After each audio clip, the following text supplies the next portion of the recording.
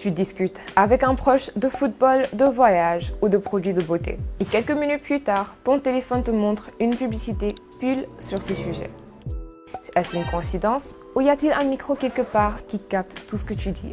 Nos téléphones nous écoutent tout le temps et en mode passif, tout simplement parce qu'il suffit de dire « OK Google » ou « Dis Siri » pour qu'un téléphone réagisse. Il réagit parce qu'il a cette option d'écoute en permanence.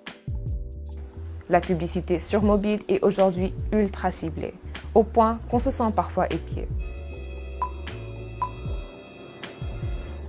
Donc, un micro d'un téléphone peut être activé à distance, tout comme la caméra d'un téléphone peut être activée à distance si par mégarde on installe une application ou une solution qui peut être utilisée par une personne externe. En réalité, ce n'est pas ton micro qu'il faut surveiller, c'est ce que tu autorises chaque fois que tu installes une application.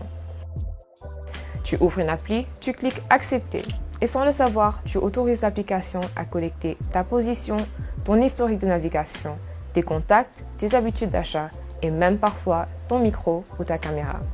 Toutes ces données sont utilisées pour créer un profil très précis de toi. On peut savoir si tu es en recherche d'emploi, si tu fais souvent des achats en ligne, si tu t'intéresses à la grossesse, à la mode ou à la politique. Avec ce profil, les entreprises peuvent te proposer des publicités presque sur mesure. D'où cette impression qu'on lit dans tes pensées ou qu'on t'écoute. On est dans un monde où la donnée constitue actuellement le pouvoir. Aujourd'hui, que ce soit les grosses big tech que nous connaissons, pour ne pas les citer, Meta, Amazon, Google, X, TikTok, eux tous survivent, existent grâce à nos données. Mais il y a un autre facteur, ton cerveau. Quand un sujet t'intéresse, soudainement, en voyage, un produit ou un service, ton attention se focalise. Tu remarques ce que tu ignorais avant. Les pubs étaient là, mais tu ne les voyais pas. Ce phénomène s'appelle le biais de confirmation.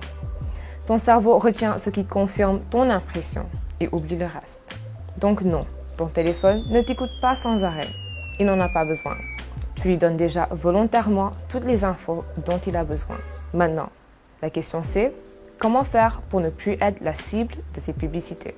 Désinstaller toutes les applications qui ne sont pas utilisées et qui ne servent à rien. Restreindre les droits et les autorisations de certaines applications qui sont dans une surexploitation des données de manière abusive. Et ensuite, être très prudent quand il faut produire de la donnée, surtout quand c'est une donnée qui peut devenir critique pour la personne.